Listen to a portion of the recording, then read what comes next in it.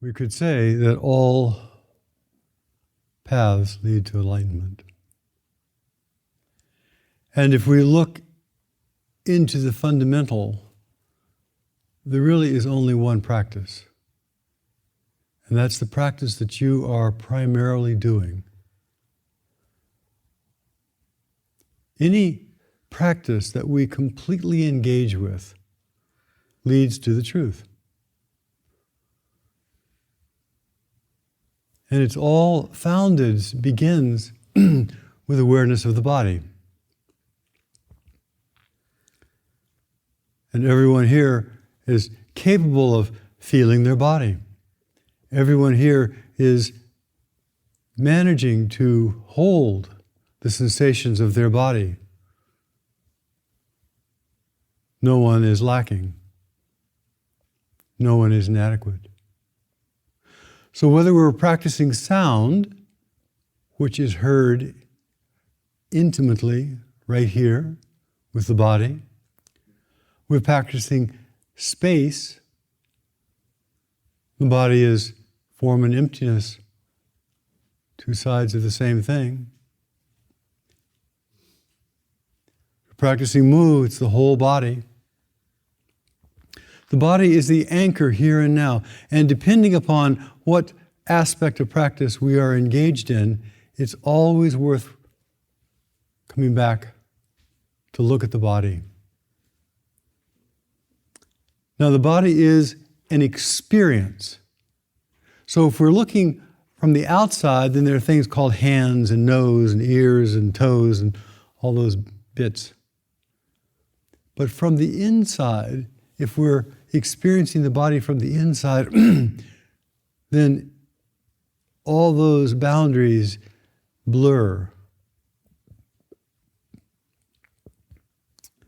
And we realize the body has no particular definition other than the mind, the one the mind gives it. Our thoughts give it. And if we are practicing within the body, using whatever practice you are currently doing, then we begin to touch the place of boundless, inclusive, inseparable space. Nothing but the body. Now, this is simply an observation. It's not a goal, it's not a task, it's not something we should now do. Because what we all need to do is stay with the practice. Stay with the practice that you have been doing.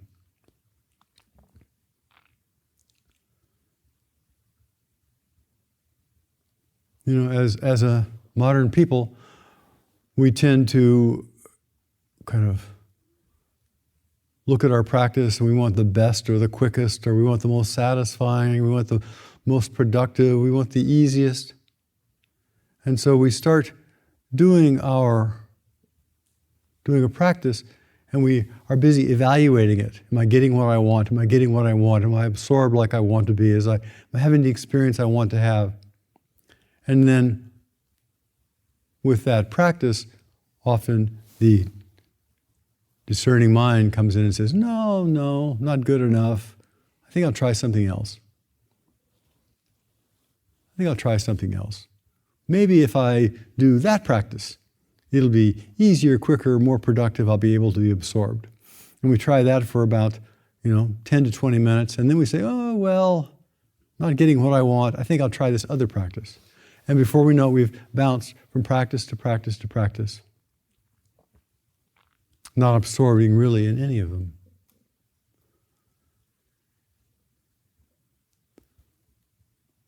So stay with, return to, have confidence in the practice that is your foundational practice.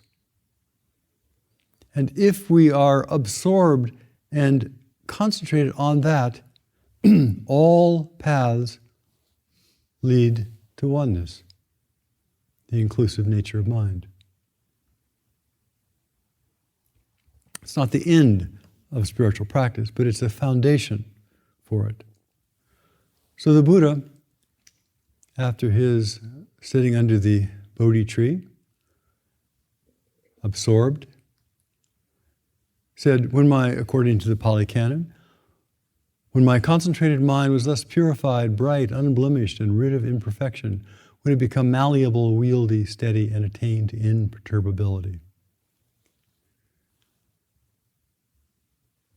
Now, this is not talking about somebody alien. It's talking about when we are absorbed in our primary practice. When we are absorbed, being willing to kind of bear with it, stay with it, enter into it, then our mind becomes concentrated, purified, bright, unblemished. And it is this way that we can touch in our own small way the state of mind of the Buddha.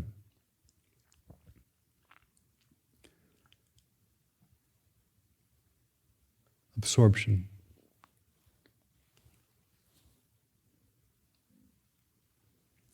Now, Chosen and Kisei both mentioned the Buddha sitting through the night, through the 3 watches of the night, and his absorption, his understanding, his realizations, which I think we need to be helpful to look at carefully because they always struck me as kind of odd. So if we look at the foundational teaching of Dharma, again, this is not a practice. This is simply an observation that you may make along the way as you practice. But the foundational teaching of Dharma is the 3 seals: impermanence, anicca, no self, anatta. And the Theravadins say dukkha is the 3rd, and the Mahayana people say nirvana is the 3rd. But I think the best way to translate that 3rd seal is the path. Path away from nirvana, away from dukkha, toward nirvana.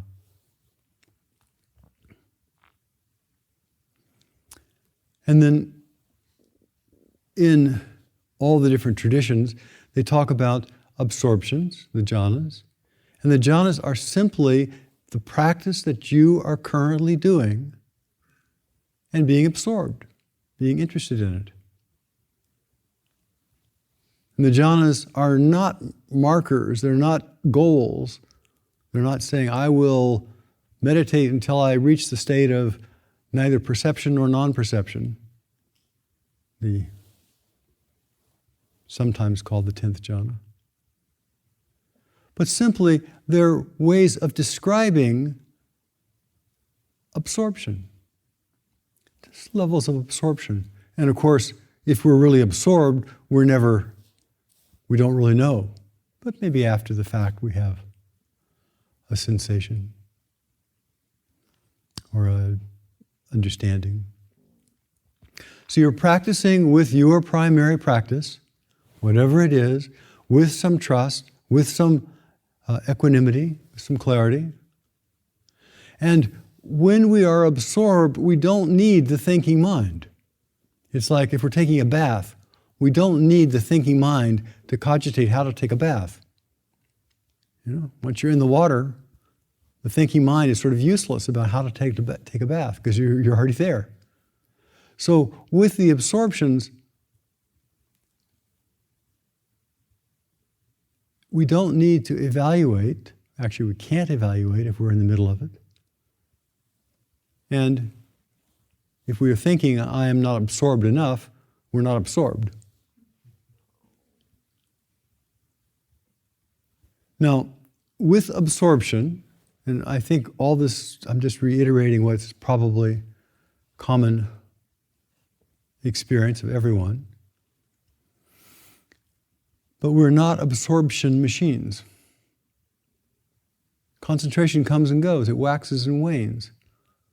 Absorption as a tool and a technique has times of strength and times of weaknesses. We have some mornings when the mind is just scattered and wandering around, and we have some times when it's sharp and bright and clear. It's just the way it is. In the in the Pali Canon, the Buddha talks about 7 factors that help absorption. Again, these are not practices. This is factors that help you be absorbed in the practice that you are doing. The Bojjhangas, they're called. And as just a little interesting aside, in the Bojjhangas are the 7 factors of enlightenment, the 7 factors which support awakening. And in, I think it's the Samyutta Nikaya, the Buddha goes to visit somebody who's sick. And he says, use the 7 factors of awakening. And the Buddha is actually sick one time, and he asks Ananda or some, Subhuti or one of the senior monks to please remind him of the 7 factors. So in Southeast Asia, the Bojjhangas, the 7 factors, became a mantra, a healing mantra for some people. It's easier to use a healing mantra than it is to practice them. So, just a little aside. The qualities that aid in the absorption of the practice that you are doing, these are not additional practices. These are not other practices. These are qualities that can be applied exactly to the very practice that you started out however many days ago we began, or even your beginning of your spiritual path. The first is mindfulness, paying attention. You can't be absorbed, you can't do a practice without paying attention. So we have a practice that we are attending to. Now, with mindfulness, we always have to attend to something. And the mind can be wandering around, just sort of randomly looking at everything and thinking, I'm being very mindful. But in terms of practice, in terms of the depths of practice, in terms of all roads lead to the truth, it is mindfulness of practice. Mindfulness of the object of absorption. Mindfulness of the engagement with practice. And the second one, which I think is I always like and think is the most, they're all equal, but in a way it's the most juicy of the equal, is curiosity. Investigation of states. Now, there are different ways of looking at this, but being curious about your practice, being interested about the practice, going into the practice. What is this practice? What is it about? Let me inquire deeply. And the analogy that is you've all heard many times, I'm sure, is if you want to know whether water is warm or cold, you put your hand in it. And then you feel from the inside whether it's warm or cold. And if you're curious about it, you feel from the inside. And so the same thing is true with the absorption. You discover its nature by being absorbed. There's no other way, really. Another factor is just simply adding energy to this process. Another factor is lightness of being, joy, rapture, they say. Another factor is relaxation, tranquility.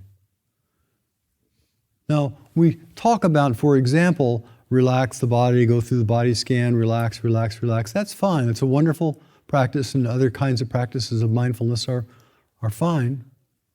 But when it comes to absorption in the path, in the practice that leads to the essence, relaxation is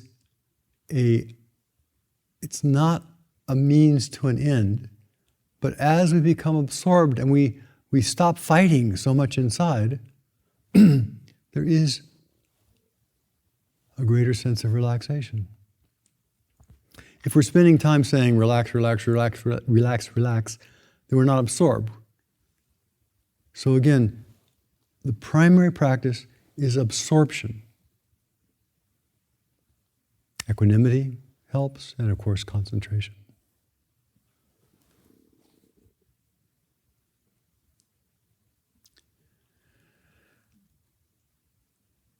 So each practice, especially for this foundation of all Dharma, foundation of realization, each practice, when we are enmeshed, engaged, absorbed, sunk into it, has the nature of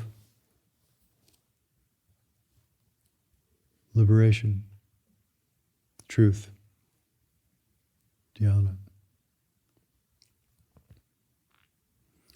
And so we touch, taste, see, hear the truth that is beyond words, before words, by absorption, and it does not matter what practice we're absorbed in. And one of the ways of absorption is to be absorbed in experience, in the sensation of the body, without thinking about it. Nobody has to think about their hands in order to feel their hands. Maybe a few people do. In that case, you feel your feet. But it's not a matter of great will. I will myself to feel my own nose. I don't care what happens. It's not a matter of that. It's a matter of when we want to feel our nose, we can feel our nose. And we can feel it from the inside. We don't have to grab a hold of it from the outside. The same thing is true with whatever your primary practice is you're engaged with it, turning your mind toward it, curious about it, absorbed in it from the inside. So now, I think it's helpful to look at the Buddha's awakening and the 3 watches of the night and what he said as through the 3 seals, through this absorption. Here's what the Buddha said. I think Chosen Kise quoted it. This is from the Pali Canon. When my concentrated mind was thus purified, bright, unblemished, and rid of imperfection, when it had become malleable, wieldy, steady, and attained to imperturbability, I inclined my mind to the knowledge of the recollection of past lives. I recollected my manifold past lives, that is to say, 1 birth, 2 births, 3 births, 4, 5, 10, 20, 30, 40, 50, 100, 1,000, 100,000, many ages of world contraction, many ages of world expansion, many ages of world contraction and expansion. And I was there so-and-so and had such a race, such an appearance. I ate such food. I had such experiences of pleasure and pain. I lived for so long, etc., etc., etc. Now, the first Dharma seal second Dharma seal is anatta. There is no self. It's all constructed. And so the Buddha, who is the articulate espouser of the constructed nature of self, and who is presumably much wiser and more mature than we are, is saying there's only this moment, and it's all constructed. So when he's looking at this past in that way, he's not thinking about, oh, there was a discrete person, and I was this ant named Joe, and then another time I was a kangaroo named Bob, and then I was, a woman named Sheila, and that's not that's what the ordinary mind starts thinking. Oh, the 100,000 lumps. But isn't in accord with reality. It's certainly not in accord with what the Buddha says. So if you look at something like that, he's sitting absorbed in this moment, absorbed in the nature of mind, absorbed in the only time there is. And right now, right here, he suddenly realized it's all made up. It's all constructed. It's all created right here where I sit. 100,000 worlds, expanded worlds, contracting worlds. He says in another place in the Brahmajala Sutta, he says that with diligent effort, with deep absorption, the heart can be touched in such a way that we realize the nature of the cosmos expanding and contracting. And he says that the only difference is the Buddha, was not attached to it and allowed it to go free, allowed it to be what it was. So when the Buddha says at the end of that statement,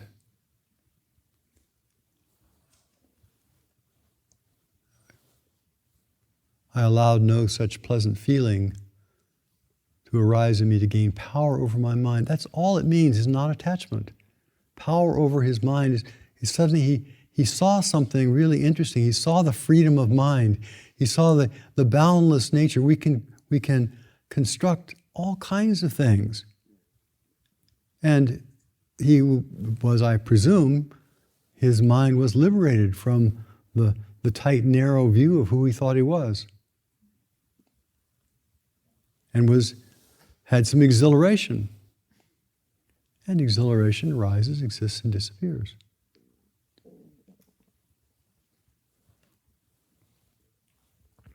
In the second watch of the night, as he says, I saw kama. And kama just means that when we have imagined, seen, created, when something arises in us, the next thing that arises in us is connected to the first. And the next thing is connected to the first. There's always some connection, some unfolding. It's like a computer screen. You know, the pixels light up with one image or one bit of a movie, and the next thing that's on the computer screen is connected to the first one. It's just connected, just connected, just connected. Everything is connected. So,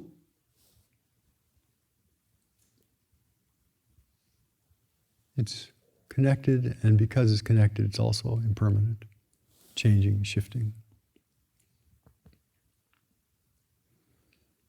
And then the third of the watches of the night was to, again, Mahayana, they talk about nirvana, Theravada, they talk about dukkha. I propose that really he saw the nature of the path, the Eightfold Path, which he then espoused for 45 more years. This watch of the night, according to the canon, was the foundation for his teaching for 45 years after that. Now, as with all experiences, experience comes and goes, but the truth of the experience somehow sets in us, becomes a part of us.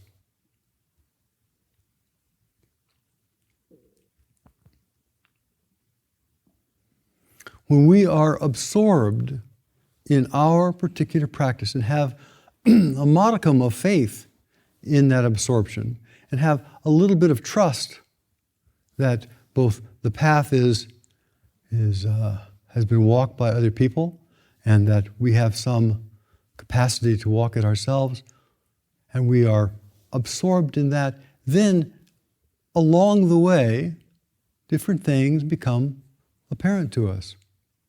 And they're byproducts. Or different states arise, and they're byproducts of absorption. We don't make states happen, just like we don't make thoughts happen. You know, we don't say, okay, in 10 minutes I'm going to think about popsicles. I mean, that isn't the way thought works. So as we're absorbed, then in accordance with karma, in accordance with the unfolding, ever-changing nature of things, as we're absorbed, then when the timing is right, when it is appropriate, things come to our attention, things come forth, experiences, insights, states, whatever, as byproducts, in accordance with karma, when the timing is ripe. And it's not up to us. The only thing that's up to us is being absorbed. Now, the Buddha's absorption was probably not like our absorption. In another place in the canon, he talks about that he was meditating under a tree and an entire army went by down the road just in front of him, and he wasn't disturbed by them at all. His mind didn't flicker. So, elephants and chariots and lots of noise and stomping feet, and he said, my mind did not waver. So I think that's a little different level of absorption than most of us experience. But we can taste some of these things at our own level as we continue practicing.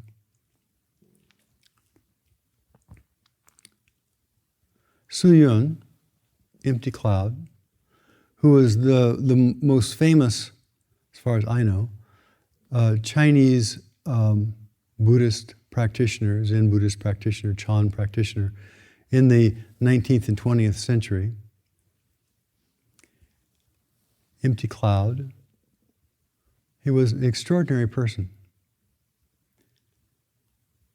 He says his first exposure to Buddhism was during the funeral of his grandmother, and he began being interested in Buddhist sutras and began doing a little pilgrimage.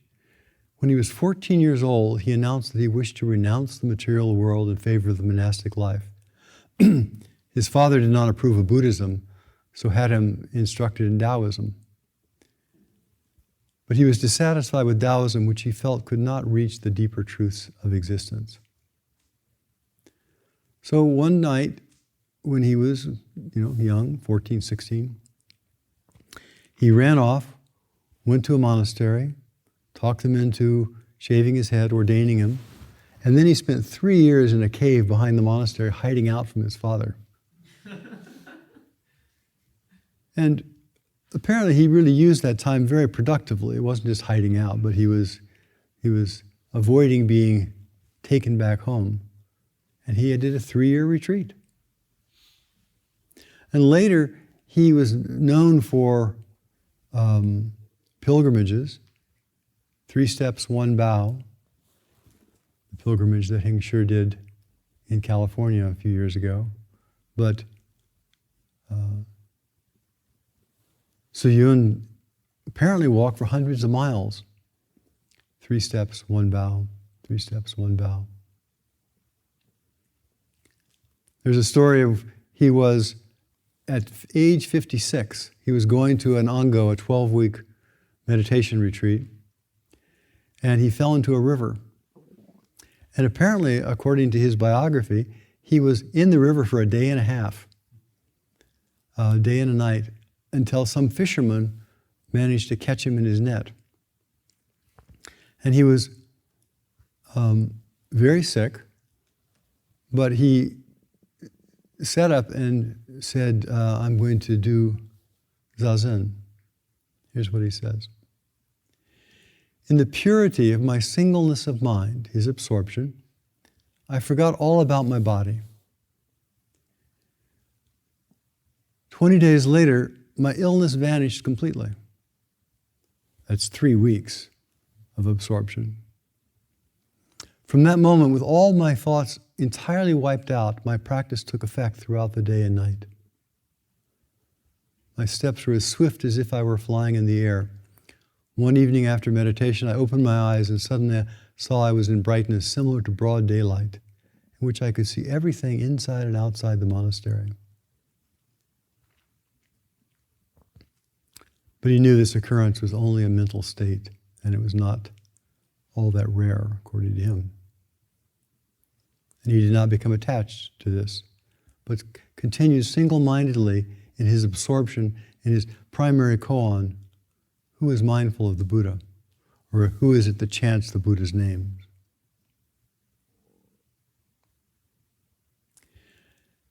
He was on a pilgrimage one time and he was caught in the mountains in a snowstorm. And so he was holed up in a little shelter for a week or two, one point, and went into a deep samadhi.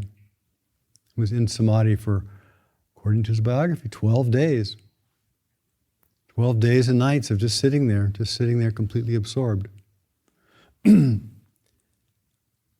and as an aside, there's a very interesting article that looked at, there's several cases of famous Chinese monks who had that level of absorption, and they all had both some brilliant insights, but their bodies suffered enormously from that. So it's not, while they're in the absorption, everything was fine, but coming out of it, apparently they were quite disturbed. One night, Su-yun was sitting in a sesshin, in a zendo, and they were serving evening tea like we often do. And one person who was bringing tea was pouring the tea and splashed the hot water on his hand, and he dropped his cup and it shattered. And he wrote this poem, "A cup fell to the ground. With a sound clearly heard, all space was pulverized. The mad mind came to a stop." The mad mind came to a stop. After his awakening, his deep, where he had many experiences, but after this particular awakening, he became a bodhisattva of a high quality, and he practiced for almost 60 years in China. He stayed in China after the revolution. In the revolution in 1949, when the communists took over, many people, many of the elite from China ran to Hong Kong or Taiwan. But he stayed because he wanted to help protect and nourish the Sangha. And he was badly mistreated. Although after he was beaten, he was quite sick, he recovered, and later he saw Chairman Mao, and Chairman Mao said, "Is there any problem?" He said, "No problems at all." And he founded the Chinese Buddhist Association, which is still active all these years later. And there's a number of modern teachers who were definitely connected to him. So here's what he has to say. And obviously it comes from a depth of experience which none of us can touch. But here's what he has to say. "Even though this practice is hard, once you find the entrance to the way, it becomes easier." What is the easiest way for beginners? There is nothing special other than being able to let go and be absorbed. Let go of what? Let go of all those vexations that arise from ignorance. So let go of the vexations, all the irritations, all the dislikes, all the discomforts, all the grumbling. Let go of them and be absorbed in your practice, your koan, your breath, whatever your particular practice is. Let go of complaining. Fellow practitioners, once this body of ours stops breathing, it becomes a corpse. The main reason we cannot let go is because we place too much importance on it. And because we place so much importance on it, we give rise to the idea of a self and other, right and wrong, love and hate, gain and loss. But if we can let go, that is, letting go is not a practice. Letting go is not, I'm now going to practice letting go. It's we are absorbed and we stop attending to the things that we're not absorbed in. We stop attending to all the random thoughts that the mind comes in. It's not as though we can do something called, I am now doing this thing called letting go. How in the world do you let go anyhow? How do you let go of a thought? How do you let go of something? All we can do is we can drop our particular obsession with a thought or with an idea and return back to the immediate moment and whatever that experience is. And in that way, we let go of whatever the mind has dreamed up and is usually lodged in the past and future. And we let go of it not because we're doing an active practice of now I'm going to exert my muscles and let go, but rather because we turn the attention back to where it belongs. We want to. And then letting go happens. If we let go, then anywhere, anytime, whether walking, standing, sitting, or sleeping, whether in motion or in still, whether resting or active, internally and externally, everything will be still, with nothing but the object of our absorption. One of his favorite practices, one of his practices he espoused was the practice of Wado. Wado is to take the essence of a koan, the essence of a fundamental question like who am I, and or who is it that recites the Buddha's name is one of his that he frequently speaks about, and boil it down to the what, the who, and then become absorbed into that pinpoint of questioning. To be absorbed in. Who is it that's talking? Who is it that is paying attention to sound? Who is it that is feeling the spaciousness of the body? Who is it? And of course, there is no, homunculus in there. But what is it that is doing this practice that we are absorbed in? And when we're doing that, that's not a new practice. That's not, okay, now I got practice, I'm going to change and do a different practice. It is absorbed in the practice that we're doing with curiosity. So if we're feeling the body and we're, kind of watching the breath, and we are watching the breath, absorbed in watching the breath with curiosity of what's breathing. Where's this, what's breathing me? It's not a new practice. That if we peacefully and uninterruptedly continue without a moment of extraneous thought, then like a long sword extending into the sky, if anything comes in contact with the sharp edge, it will be extinguished, including our doubt. Our doubt will be extinguished without a trace or a sound. So then why would there be fear of wandering thoughts? What could disturb you? Who would there be to distinguish between movement and stillness? Who would be attached to existence or emptiness? There are fears, then you've already added a layer of wandering thought. So we have a sensation in the body. It's just a sensation. But then our mind says, I don't like that. Oh, this means. And then as soon as the mind does that, then we have to start solving the conclusion that we came to. We have to now start solving the fear, which we labeled as fear. We have to start solving the problem that we just created, and we start trying to add knot after knot after knot after knot after knot, and complication after complication, when originally it's just a sensation.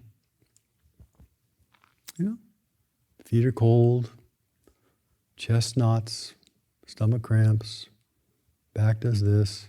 Just sensations, impermanent, temporary, always fading through. If there's any one teaching of Buddha Dharma that's worth remembering, everything passes through.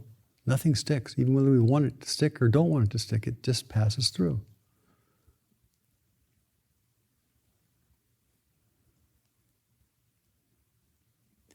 If you feel you're pure, that's another conclusion. You're already defiled. If you're afraid of falling into emptiness, that's another idea. You're already dwelling in existence. If you want to become a Buddha, then you've already entered the wrong path. So you want to become a Buddha, you want to become awakened, you want to become fully endowed as a bodhisattva with all of the attributes of wisdom and compassion. Well, that's not the practice. We can't make the practice saying, I am now going to become, I am now going to shape myself, I am now going to... When we are practicing absorption in deeper and deeper ways, just as the Buddha did, we're continually coming back to that practice. Then, in the unfolding of that absorption, different truths are revealed. The Buddha didn't decide, I'm going to sit down and become a Buddha. He was an extraordinary person who sat down and was absorbed in his particular practice. And that led to what we regard as the Buddha.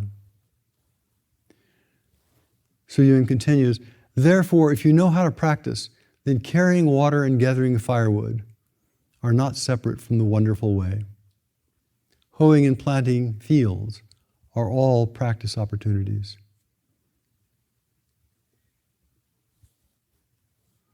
Practicing the way is not limited to sitting cross-legged throughout the day. What is the easy way for advanced practitioners? Don't be proud and never give up. In the midst of seamless practice, in the midst of this subtle, seamless practice, you have to be even subtler. While practicing in a cautious, attentive manner, you have to be more careful. And when time comes, the bottom of the barrel will naturally drop off. The bottom of the barrel is a quote from a koan or a little story that one person was so absorbed in their practice, and they were carrying a bucket of water someplace, and it was a wooden bucket, and the bucket kind of fell apart as they were carrying it. And in that falling apart, they had a deep realization. So the bottom of the lacquer bucket falling out is an analogy of our fixed ideas of who we are suddenly falling apart. I have said too much and have interrupted your practice. These words, Su Yun says, are like entangling vines. The more one pulls, the more they tangle together. Whenever words are spoken, genuine meaning is absent. When the ancient worthies received their students, they used sticks or scolded them. There were not so many words. However, in the present time, we can't compare with the past.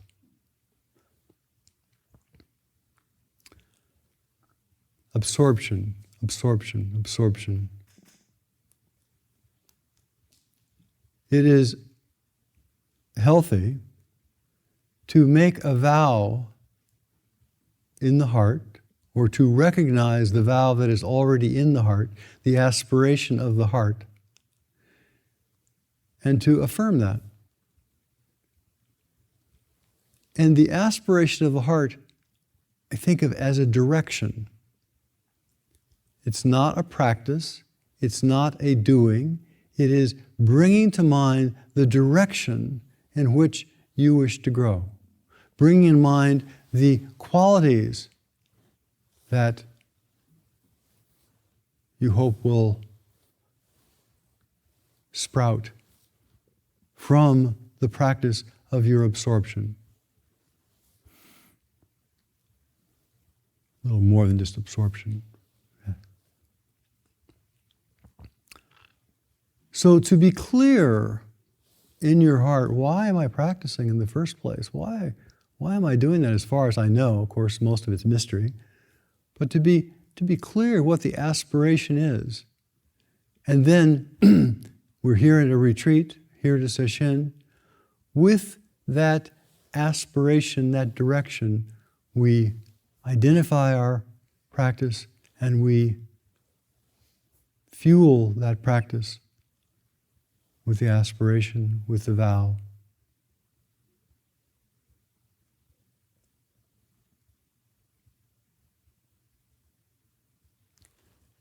The Buddha, according to the canon, had an aspiration to realize the truth, free himself from suffering. He sat down under the Bodhi tree and absorbed himself.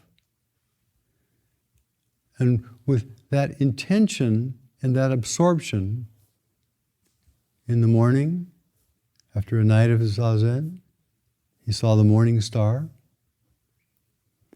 And the Zen Buddhist version of that, which was actually written probably in the 700s, said that at that moment when he was awakened, I and all beings are simultaneously awakened. There's no separation.